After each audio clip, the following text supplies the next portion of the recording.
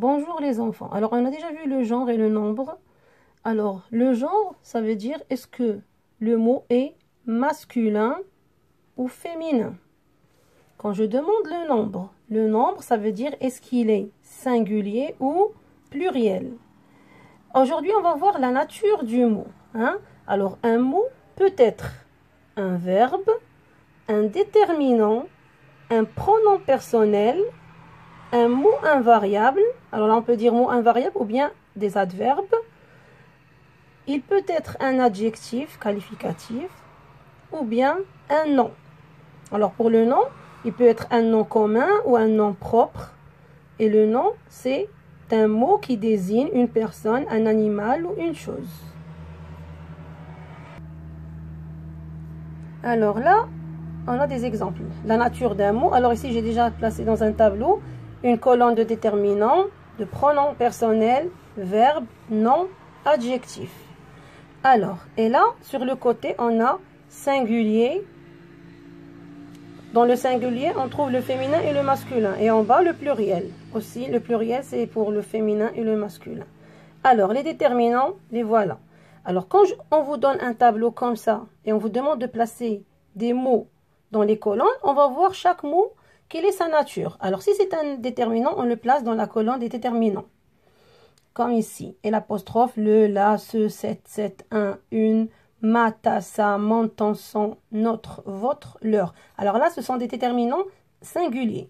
Les déterminants au pluriel. Les, c'est, des, mes, tes, c'est, nos, vos, leurs.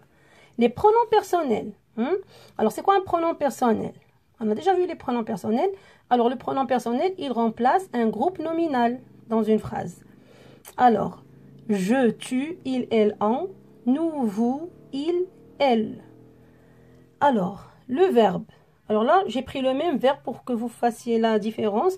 Ici, en haut, on a le verbe au singulier, les trois premières personnes du singulier, les trois. Et ici, les trois personnes du pluriel. Parle, parle, parle. Parlons, parler, parle au pluriel. Alors là, quand je trouve le verbe dans avec n'importe quel pronom personnel, je le place dans la colonne des verbes. Sa nature, c'est un verbe. Il peut être à l'infinitif ou conjugué dans l'exercice. Alors ici, on a des noms. Alors le nom, on a crayon, stylo, gomme, maison. D'accord? Dans les noms, on peut trouver même des noms propres. Comme par exemple, Amine. C'est un nom propre. On peut trouver le nom d'une personne qui est en fait son métier, comme un médecin. Aussi, c'est un nom. Alors, le mot peut être un adjectif qualificatif. Alors, qu'est-ce qu'il fait l'adjectif? L'adjectif, il nous précise le nom ou le pronom qui l'accompagne. Et pour trouver un adjectif, on pose la question comment il est, comment elle est. Alors, beau, belle, gentil, rouge. Même les couleurs font partie des adjectifs qualificatifs. Alors là, je vais vous donner cet exercice d'application. Le premier, place les mots dans le tableau. Alors, je vais vous lire les mots. Le, chien, grand, nous, mon, chercher, dentiste, je, chasse, ouvert. Et là, il y a un tableau.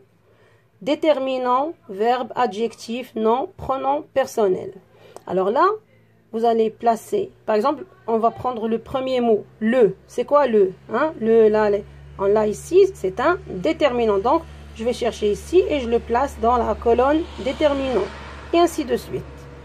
Pour chaque mot, donne sa nature, son genre et son nombre. Alors, c'est ce qu'on a vu ici.